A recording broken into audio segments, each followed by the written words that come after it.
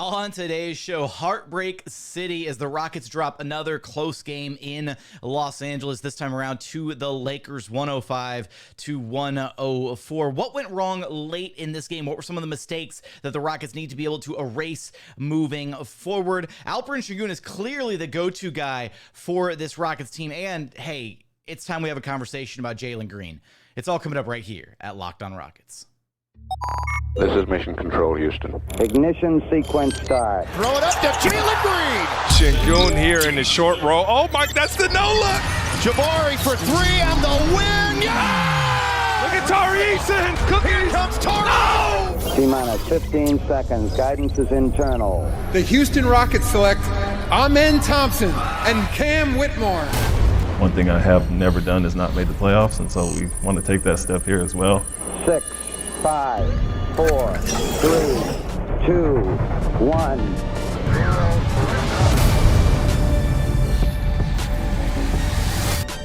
What's up and welcome to another edition of Locked On Rockets, your daily podcast home for everything Houston Rockets basketball. As always, I'm your host, Jackson Gatlin, native Houstonian and credentialed media member. I'm also the host of Locked On NBA Mondays. Be sure to follow along on Twitter at JT Gatlin. The show, of course, at Locked On Rockets, free and available wherever you listen to your podcast, including YouTube. Just search Locked On Rockets, like, comment, subscribe, all that good stuff. And as always, thank you so much for making Locked On Rockets part of your day every single day, whether it's on your way to work, on your lunch break, in the gym. Thank you for being an everydayer. Thank you for making the show part of your day every single day. Now, today's episode is brought to you by Prize Picks, the easiest and most exciting way to play daily fantasy sports. Go to prizepicks.com/LockedOnNBA and use code all lowercase LockedOnNBA for a first deposit match up to $100. Rockets dropping another close one in the City of Angels, 105-104 against the Lakers this time around. And this was a hell of a game, guys. This was a hard-fought battle, and the Rockets were right there at the end with a chance to win this one yet again, just like they were against the Clippers. And just like against the Clippers, it felt like there was a little bit of home cooking in this game. You go look at the free throw discrepancy and try to tell me otherwise. 29 free throw attempts for the Lakers to just 10 free throw attempts for the Houston Rockets. We'll get into that a little bit later on. I want to focus on the end of the game right now because I think there's two very important takeaways from this game. The first being this Rockets team is good enough to now be competitive all the way to the end of games. You know, this game, the Clippers game, you know, the Spurs game, the Warriors game from earlier this season, some of the losses that they have had this season would have been blowouts last year. And some of the wins that they had would have just been straight up losses because this team knows how to stick in a game. They stick around, they keep it close, and they give themselves a chance late in the game to win. And that's important. That's what you want. That's what good teams do. They give themselves a chance late in the game. They also blow out other teams occasionally, so hopefully the Rockets can get back to doing that in the not so distant future. But they've got to learn how to close out teams. They've got to learn how to close out games, and this is still an incredibly young team that doesn't exactly know how to do that yet. So you look at the sequences to end this game, starting around the 3-ish minute mark of the fourth quarter. Fred VanVleet had a couple of back-to-back really clutch buckets. He had the mid-range jumper, then he had the really big three-pointer to tie the game up at 98 all. And then within the last 90 seconds, it basically became a LeBron James, Alperen Sengun battle to see who could eventually take their team home. LeBron had a bucket to pull ahead 100-98. Rockets come down on the other end. Alperen Sengun ties it up with a layup, 100 all. Then they come back down a few possessions later, and you go back and forth, a couple turnovers, a couple missed shots. Alperen missed a layup. Anthony Davis had a turnover. And the possession that I think is actually maybe even more crucial than the end possession, the final possession of the game, which was LeBron James getting fouled under the rim by Tari Eason, air quotes around fouled, was the Austin Reeves three-pointer. The Lakers' final, proper offensive possession where they ran a full set, and Dillon Brooks was on LeBron James, Jabari Smith Jr. was on Austin Reeves, and they wound up switching that. And so it was going to be Jabari checking LeBron by himself, and Dillon was cheating way too far off of Austin Reeves. I know Reeves hadn't had a big game to that point, but I felt like Dillon Brooks was over helping way too much from a shooter right there. And when the pass happened, Dillon had actually lost track of where Austin Reaves was. So when he tried to recover, he closed out to the wrong spot on the court because Reaves was already a few steps behind the 3-point line. And Reaves drills like an insane like 27, 28 footer, whatever, however far away it was. So you tip your cap, but I do think that was a defensive breakdown in the sense of just let Jabari check LeBron solo or load up the help on LeBron as he starts to drive, not that early in the play. So that was a little frustrating there to see that 3 drop. Rockets come back down. They go for the quick 2 points from Alperen Sengun. He gets it. They get the ball inbounded. Austin Reaves gets fouled. He hits 1 free throw out of 2, so the doorway is still open for the Rockets to make it happen at the end of the game. It's 104-102. Rockets get another timeout. They draw up another play. It's another Alperen Sengun layup. This time, it's guarded by LeBron James. LeBron James draws the task of guarding Alperen Sengun. So last game, Kawhi Leonard was checking Alperen Sengun on the most important defensive possession of the game for the Clippers. And then this game, LeBron James drew the task, and it did not matter. Alperen Sengun completely bully-balled LeBron James to tie the game up at 104 points for both teams. And then with that, there was 4 seconds left. Lakers take a full timeout. And the final possession of the game, Dillon Brooks decided to gamble on the inbound pass to LeBron James and tried to tip the ball away, tried for a steal. And when the steal didn't happen, Dillon Brooks very clearly tried to intentionally foul LeBron James to send him to the free throw line right away. Instead, LeBron was able to get a full head of steam going baseline, drove to the rim. All the Rockets collapsed on him. They whistled Tari Eason for the foul. But at that point, there was only 1.9 seconds left. So enough time had bled off the clock that despite LeBron going to the free throw line, and despite LeBron missing his first free throw and hitting the second one, there just wasn't enough time left on the clock for the Rockets to do anything with. 1.9 seconds, not enough time. If they had had 3.7, 3.8 seconds, if the refs had blown the whistle from the moment that Dillon Brooks fouled LeBron James initially on that final play, then maybe the Rockets could have done something with 3.5-ish seconds to get the ball up the court, running, a baseline ATO to try and get the ball to the other side of the court and get at least a long distance, at least a moderate 3-point attempt out of it instead of the Dillon Brooks heave that they got to end the game. So it's unfortunate that they didn't have any timeouts left. They couldn't advance the basketball. This was one where there were a handful of mistakes late in this game, a couple of them by Dillon Brooks, and he owned up to it at the end. He said he should have played it straight up. He should have made LeBron hit the over-the-shoulder turnaround to win the game instead of gambling and giving him that free run to the rim. And not to mention, the Rockets also missed an opportunity there. I know Austin Reaves still went 1 of 2 at the free throw line when they sent him there at the end of the game. But during that final inbounds play, LeBron held the basketball for a couple seconds, and Al P was just a couple seconds late on fouling him intentionally, and they had to send Austin Reaves to the line instead. LeBron has gone to the line and gone 0 for 2 in situations like that before, so that might have been a bit of a game changer had they sent LeBron to the line instead of Austin Reaves, who, again, he did go 1 for 2, so you live with that result when you're playing the free throw game at the end of these matchups. I also want to point out that the Rockets went to Alperen Sengun repeatedly at the end of this game. He is their go-to guy now. He is their go-to bucket when they need a shot late, when they need to create a good look, when they need to score. He is their guy. He had the final 6 points for the Rockets in this game, and he had 3 of the final 4 shots, just all in a row. Just post up LP, let him go to work. For him to go right at LeBron James and go right at his chest and finish through contact, which probably could have maybe even been an and one had the refs not swallowed their whistles when the Rockets were playing offense, then maybe we're talking about a different result here. But you've got to be incredibly proud of the effort that this team put in. The result isn't what you would have wanted to see, but this is one of those learning opportunities for a young team. They've got to learn how to close out games. So how did the Rockets even find themselves in this position where the game was this close at the end of regulation and where they watched it slip away in the final moments? We're going to talk about some of the game flow, how certain breakdowns happen across the game, why Alperen Sengun, or why this team is not built to succeed without Alperen Sengun, and Fred VanVleet. We're going to get to all of that, as well as we've got to have a conversation about Jalen Green and his production here coming up in just one moment. First, today's episode is brought to you by Prize Picks.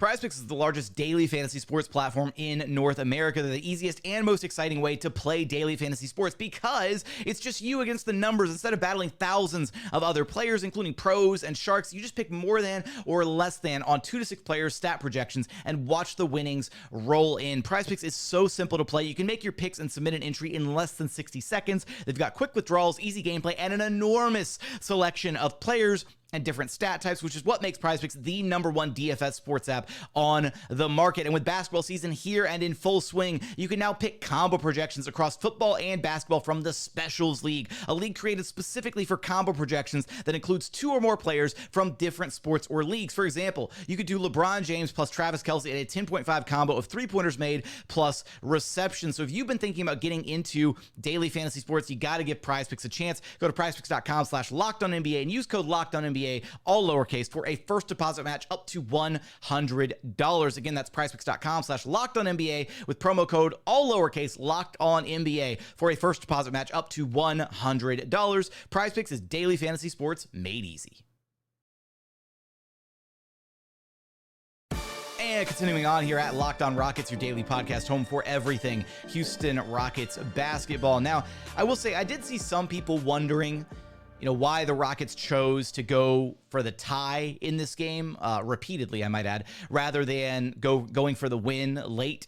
And I do think, first off, that giving some credit to Alperen Sengun for his performance late. Not only was he the go-to guy offensively, but he drew the 6th and final foul on Anthony Davis defensively, guarded him about as well as you can guard AD on an individual possession, was straight up and down, and Anthony Davis got whistled for the offensive foul, his 6th, and had to sit out with about 60 seconds left in the game. So maybe the logic was something along the lines of, hey, AD's been their best player tonight, and we haven't really had an answer for him.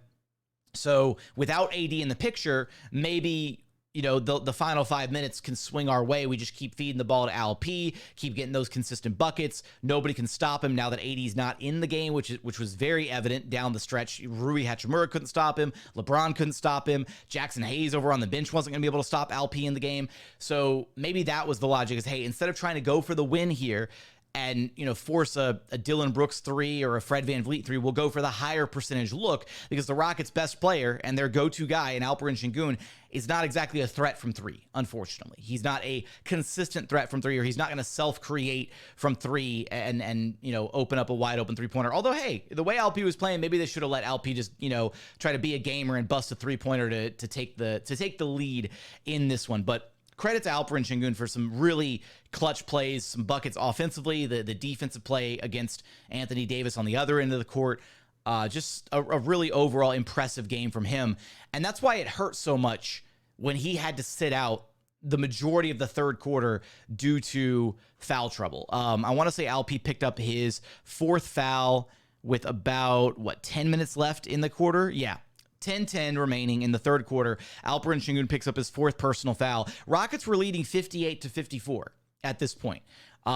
They were leading at halftime 55-49. They had a 6-point lead at halftime. And when Alperen Sengun was on the floor, the Rockets completely obliterated and outplayed the Lakers. LP was a plus 21 in a 1-point loss. I'm going to repeat that number. Alperen Sengun was a plus 21 in a 1-digit, single 1 loss. That's how good he was, and that's how little of an answer the Lakers had for him when he was on the floor for the Rockets. But then the moment he sat down, and especially in that third quarter when Ime Udoka had to run Jock Landale for a few minutes there in that third quarter, look, first off, I was trying to hold out hope for Jock Landale. Ime Udoka has clearly run out of patience for him to where he's only using him when necessary due to foul trouble. He's basically completely fallen out of the rotation. The Rockets' most desperate need right now is a legitimate, serviceable backup big, because they can run Jabari as a small ball 5. They can run Jeff Green as a small ball 5. Hell, you can run Boban for some very situational minutes. They do not have a legitimate backup five that does not have a significant drop-off, because right now the drop-off from Alperen Sengun to Jock Landale is like the size of the Grand Canyon. It's not even funny. Like Jock, just whatever. I don't know if he's got the yips or something now, but offensively, he's not able to do anything with the passes that he's catching. He's bobbling passes. He's turning the ball over. Defensively, he's not providing the same kind of grit and tenacity and hustle that he was able to give to the Phoenix Suns last year, where he was outplaying DeAndre Ayton in the playoffs for the Suns. And I really don't know if this is still a lingering side effect of the injury, if he's just not fully in game shape because he had to sit out and rehab that injury for so long, but he just does not look good right now. And this Rockets team is not built to succeed without Alperen Sengun. And they're also not built to succeed without Fred VanVleet. Like, this team has a lot of pieces that are incredibly complementary of one another, but the Rockets' kind of core three pieces, the most consistent pieces they've had this season, Alperen Sengun, Dillon Brooks, and Fred VanVleet. That trio can keep you in games and can win you some games pretty much by themselves. But this was one of those games where they needed somebody else. Pardon me. Woo. Dying in the middle of the podcast. Amazing. Flag on the play. Blocker charge. Look, this was one of those games where they needed somebody else to step up. Anybody else. They got great contributions off the bench from Jeff Green. You loved his production off the bench. Fred had a fantastic game, 15 points. The efficiency, not great, only 5 of 14 shooting, but he had 16 assists. I think that might be a career high for Fred VanVleet. It's at least a season high for Fred VanVleet. I should have looked it up before starting the episode. But 16 assists for steady Freddie in this game. He had the couple big shots late to pull the Rockets, to tie the game up at 98 all. He showed up when it mattered most. Dillon Brooks, despite the couple late game miscues defensively, the only reason the Rockets were in this game to begin with was because Dillon Brooks was 6 of 11 from the three-point line, had 24 points, in addition to the stellar defense that he was playing over the course of the entire game, had 4 steals, had a lot of good defensive possessions, even though LeBron and AD both had monster games, AD with 27, LeBron with 37. The Lakers just kept feeding Anthony Davis over and over and over, and LeBron was getting pretty much whatever he wanted, whenever he wanted in this game. But he was still having to work for it. That's what Dillon Brooks does. He's gonna make you work for those buckets. And he was getting inside LeBron James' head a little bit. I mean, you saw LeBron was, got whistled for the technical after throwing the chicken wing at Dillon Brooks after a dead ball, and he was inside of LeBron James' head for sure.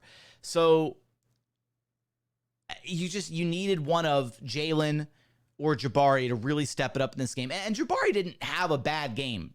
For all intents and purposes, his game was actually pretty decent. 5 of 10 shooting, 2 of 6 from 3. He had 5 rebounds, had an assist, had a steal. I do think, again, the biggest factors here, there was the free throw discrepancy, which... Are you telling me that the way that Dillon Brooks drives, where he drives like a fullback and just tucks his head down and goes to the rim, that at no point in this game he would have been whistled for some contact?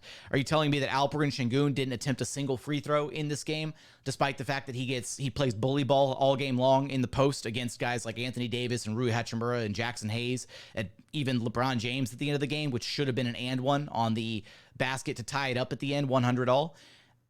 The free throw discrepancy was pretty egregious in this game. Not to take it away from the Lakers, they were playing incredibly aggressive. AD was attacking constantly. LeBron was attacking constantly. Even Reeves at certain points in the games was just putting his head down and seeking contact, right? Faking he had the fake on Jalen Green where he faked him up and under and Jalen fouled him from behind. So I'm not saying that the trips to the free throw line weren't undeserved for the Lakers. I'm just saying that the Rockets, there's not a chance in hell that they only should have walked away with 10 free throw attempts in this game. So it was the free throw discrepancy really killed them, because the Rockets were the better offensive team. They shot better from the floor, 48.8% to 47% for the Lakers. They shot better from 3, 37.8% to 20.7%. And they were the better free throw shooting team, 80% to 72.4%. They were the better offensive team in every statistical category. They had 35 assists on 41 made shots. They were moving the ball well. The one area that the Lakers had is they were given a lot more free throws than the Rockets were, unfortunately. And then the other side was the turnovers. Now, the Lakers also had a mountain of turnovers in this game. 18 turnovers for each team. The Lakers scored 24 points off those 18 turnovers, and the Rockets scored 18 points off the 18 Lakers turnovers. So, they did a good job not letting LA get out in transition. They made LA a half-court team. I thought overall defensively, they did a really good job on the players not named LeBron and AD. Like they were clearly just going to force LeBron and AD to beat them by themselves. They didn't want to let other guys get super involved or let LeBron and AD get those other guys going. Taurean Prince just 1 of 11 shooting. Cam Reddish only 3 of 9. D'Angelo Russell just 1 of 8. And Rui Hachimura was just 4 of 10 for 11 points off the bench. So, I think the Rockets did a really good job defensively, almost up and down this entire Lakers roster. Austin Reeves, 5 of 7, 17 points, hit the big 3 at the end, unfortunately. He did have 6 assists. And then, past that, though, it was the LeBron and AD show. And they had to put on massive performances to be able to win this game. Again, it took 27 and 10 from AD. It took 37, 6 and 8 from LeBron to go with 3 steals for him to win this game by 1 point. And again, the Rockets don't have a star player. They don't have a guy that's going to get superstar calls at the end of games. They don't have a guy that can manufacture points at will from the free throw line just yet. It kind of looked like Jalen was, developing that skill, developing that ability.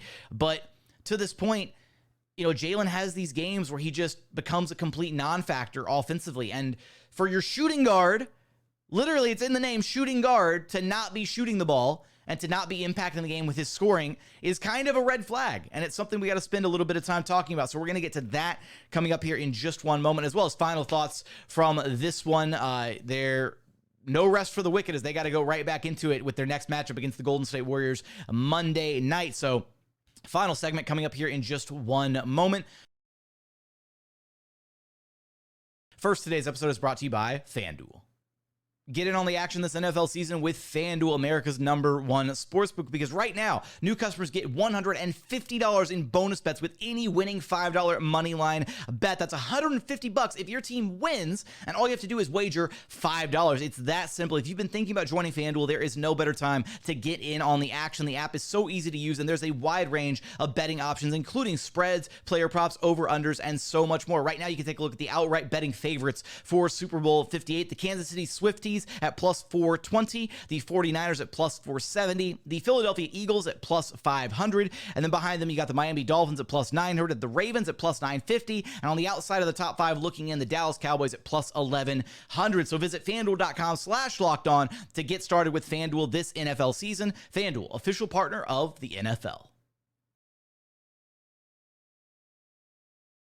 And final segment here at Locked On Rockets, your daily podcast home for everything Houston Rockets basketball. I know that I've given him his props this episode, but he is your Locked On Rockets player of the game, Alperen Sengun. 23 points, 10 rebounds, 5 assists, 1 block, 11 of 16 shooting, plus 21, a ridiculous team high, plus 21 in his 31 minutes played.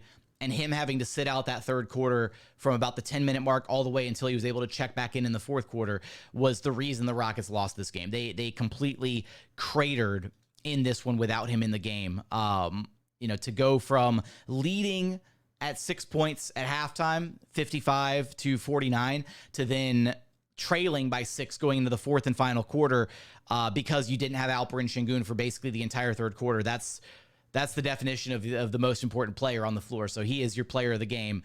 Could have gone to Dillon Brooks with the 6 threes. Could have gone to Fred VanVleet with the 16 assists. But again, this team is not built to be missing any one of those guys. If Fred goes out, then I think the offense probably bottoms out as well because they don't have anybody to replicate what Fred does as a facilitator for this offense. Nobody can do what Sengun does on this team, and nobody can do what Dillon Brooks does on this team. Jae'Sean Tate comes kind of close from a defensive perspective, but even then, Dillon Brooks is so polished offensively with the three-point shot, the driving kick ability, the finishing around the rim. It doesn't always look pretty, but it's effective, and it works. So those 3 guys are the current 3 most important players on this Rockets team for them to be able to win games. And I'm sorry, but right now, Jalen Green is the X factor on this team. And this team is only going to go as far as he can take them in games like this, where you look down at what Jalen Green did in this game. The only starter not in double figures, so 9 points scored, 3 of 10 shooting, 2 of 5 from three-point range, only 1 of 3 at the free throw line, 6 rebounds, 3 assists, and a block. And he had 4 turnovers. He was a +3, not a minus. He was a +3 in his 31 minutes played. But in a game where And this is the case every game, because Jalen Green is the tip of the spear during those bench units, because Fred VanVleet and Alperen Sengun have kind of been tethered to one another to where they play a lot of their minutes together. Or basically, Alp is always out there with Fred, and Fred plays some minutes without Alperen Sengun, but for the most part, Fred is also out there with Alp, because the Fred VanVleet, Alperen Sengun pick and roll is the bread and butter of this Rockets offense. That's their go-to play. That's how they stick with it. That's how they break down defenses. When Jalen is out there with the second unit, when he's out there with the group of, Aaron Holiday, Jae'Sean Tate, Tari, Eason, Jeff Green, there is no reason that Jalen Green shouldn't get up like 10 shots in just those minutes alone, because he is the one offensive piece when those guys are out there. He has to be more aggressive. He's a shooting guard that's not shooting the ball right now, and that is unacceptable. And in fact, one of his buckets wasn't even a bucket that he generated. One of his buckets was the absolutely insane, filthy no-look pass from Alperen Sengun off of an offensive rebound where Alpi gets the offensive board and the Lakers tried to swarm him around the paint, and so he no-look bounced past the ball to Jalen Green, who had just stepped back in from out of bounds under the basket, and Jalen got a wide-open layup off that insane, filthy no-look pass. So one of his 3 buckets was literally quite gift-wrapped to him from Alperen Sengun. So when you look at it that way, he was really 2 of 9 shooting in this game, and felt like he was largely a non-factor. And that just can't be the case. Like, I don't know how much longer, how much more time you give Jalen Green. I'm not saying the jury's out. I'm not saying you pull the plug on this 11 games into the season, but I'm just saying the clock is ticking for Jalen this year to prove that he can be the guy, that he can be a consistent, 20 plus per game scorer, because it's great. Look, it's great that he is rounding out other parts of his game. It's great that the defense has been better. It's great that we've seen playmaking flashes. It's great that we've seen him utilize his athleticism as a rebounder, but he was drafted to be an alpha level scorer, and he hasn't been that consistently yet. The highs are incredible. When he's got it going, he looks like he's unguardable. And he looks like he could get you a cool 30 plus in his sleep when he has it going. But when he doesn't have it going, it's not good enough now. It's not good enough anymore for him to just be a neutral asset on the floor, which the way that he's playing with the increased defense, the rebounding, the playmaking at times, some of that makes up for the lack of scoring, but it's not enough for him to just be neutral. Because if Jalen Green was playing at the level of an Anthony Edwards or a Zach LaVine or, Devin Booker's a little bit further down the line in the evolutionary chart of 2 guards, but you get what I'm saying. If he was playing at a consistently higher level, this Rockets team is only looking down the barrel at like 2 or 3 losses this season. Because right now he's been the swing factor. Fred has been incredibly consistent. He's had a couple down games, but for the most part, Fred has been very consistent. Dillon has been incredibly consistent, and Alpi has been the Rockets' best player. They need somebody else to help step up because they don't have a scoring punch, a go-to guy off the bench. And that guy, the way that Ime Udoka is staggering his rotations and the way that he's expecting these individuals to contribute in their own way on this team, he's expecting Jalen Green to be the guy to buoy the second unit and to kind of hold the scoring burden when he's out there with the second unit guys. And right now, Jalen Green's not holding up his end of the bargain. Like 9 points on 10 shots is not good enough. He has to be better. There's no other way to put it. And I don't know what needs to happen. I don't know if he has to change his mentality. I don't know if he needs to be more aggressive. Whatever he needs to do, he's got to get it figured out. Because this Rockets team will only go as far as Jalen Green can take them. Because Alpi's going to continue to be consistent. Fred's going to do his thing. Dillon's going to do his thing. And I don't think, and look, it could be Jalen. It also could be Jabari. I'm going to put it out there. Like, Jabari could also be better. If Jabari took a significant step forward and was, playing some lights out basketball, if he was hitting more shots, if he was a little bit more involved offensively in some of the looks that he was getting, then Jabari could also be that extra little scoring edge that they need at times. But right now, that's not the case in how Ime is running these lineups. Ime is running these lineups very specifically for Jalen to be the focal point of scoring with the second unit, and it's just not happening at this point. So Jalen Green absolutely has to be better. And I hope he will be better. I really do. I'm highlighting it now because it's something that you have to monitor, because this all-encompassing, all-important year 3 is the year that the Rockets have to decide, do we give Jalen Green a max rookie extension? Is he worthy of that number? Because right now he's a shooting guard that can't really shoot the basketball, and that's a bit concerning. Now, he's been shooting better from 3 this season. I'll give him that. He was 2 of 5 in this game, but he can't just be a spot-up 3-and-D guy, because that's not what he is. At that point, you'd be better served going and trading for a premier 3-and-D guy, somebody who's just going to spot up at the three-point line and knock down open shots, because even then, Jalen is a little inconsistent with knocking down the wide open shots that he does get. But if he's not going to be your dynamic 2-guard and generate offense and create open looks for other guys, or, you know, be your go-to bucket when you need a bucket, be able to break down the defense at will, if he's not doing all that, then just go get a plus-tier defender, another elite wing defender, somebody who can knock down wide-open threes, and then you just make your entire offense centered around Sengun and Fred VanVleet. Very, very Denver Nuggets-esque, right, is what I'm saying. I'm not jumping off the Jalen Green boat. I want to see him become that guy. I want to see him become the dynamic 2-guard that we think that he can become. But he's got to start putting these pieces together sooner rather than later, because in this game specifically, he was the guy that held the Rockets back from winning this game. If he played even a moderately better game, we're talking about a Rockets win instead of a Rockets loss. Yes, Dillon Brooks had the mistakes at the end. Yes, they collectively, needed to get to the free throw line more. Yes, the turnovers were ridiculous across all the starters. Jalen had 4, Fred had 3, Alp had 4, Dillon had a couple bad turnovers, Jabari had 3 turnovers. The turnovers were too much. But the one piece that could have been a little bit better and would have probably guaranteed a win for this Rockets team would have been Jalen Green. So I'm going to get off my pedestal now about Jalen. I want to double check, make sure I don't have any other final notes that I wanted to share from this one. I know I mentioned him earlier, Jeff Green scoring off the bench, but he's just been a fantastic addition to this Houston Rockets team. I mean, he's so much more than just that seasoned vet on the bench to talk to the young bloods and give them advice and wisdom and all that. He's actually still an incredible basketball player. And if we could just rewind the clock and have young Jeff Green on this team as like your supercharged 6th man, be able to play the 3, the 4, or the 5, my God, that would be a hell of an addition. Which makes me think first off, in the YouTube comments, I want to know, what was the biggest mistake late in the game for this Houston Rockets team? Was it either of the mistakes by Dillon Brooks, the sagging off of Austin Reeves? Was it the gamble on the LeBron steal? Was it potentially leaving Jalen Green in the game, despite the fact that he was having such an off night? Maybe they should have gone with somebody else for those final couple minutes, the way that Ime has had or trusted Jeff Green to be out there in place of Jabari Smith Jr. in some of these recent games and some of these recent wins. Let me know what you think the biggest mistake was. I also want to know, is there a player out there in today's NBA that reminds you of a young Jeff Green? Because if there is, then that's somebody that the Rockets might want to look at targeting, because a young Jeff Green on this specific squad would actually be pretty filthy. But their biggest needs, very clearly, they need a backup center. Jock Landale is not cutting the mustard. And they need Jalen Green to be Jalen Green. Like, whatever happened in that Lakers game can't happen for this Rockets team to win more games moving forward. He's got to be a better version of himself. I'm not saying he's got to be Anthony Edwards. I'm not saying he's got to average 30 plus. He just can't get 9 points on 10 shots. That's just unacceptable.